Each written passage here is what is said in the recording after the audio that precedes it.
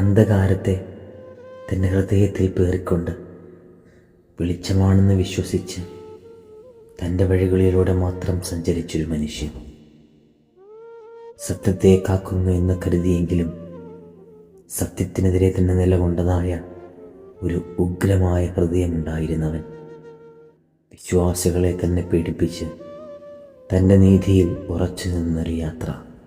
എന്നാൽ ദമസ്കോസിലേക്കുള്ളതായ വഴിയിൽ ഒരു ദൈവികമായ വെളിച്ചം ഇതാ അവൻ്റെ ഹൃദയത്തിലേക്ക് വന്ന് വീഴുകയാണ്. അവൻ്റെ കണ്ണുകൾ അടഞ്ഞുവെങ്കിലും അവൻ്റെ ആത്മാവിനെ തട്ടി ഉണർത്തുന്നതായ ഒരു വെളിച്ചം.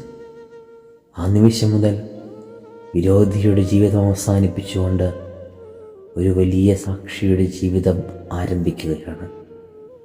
വേദനകളുടെയും ബന്ധനങ്ങളുടെയും നടുവിൽ അവൻ പ്രസംഗിച്ചത് ഒരേ ഒരു സത്യമായിരുന്നു. പിന്നീട് കർത്താവിൻ്റെ മൂർത്തിഭാവമായ സ്നേഹം.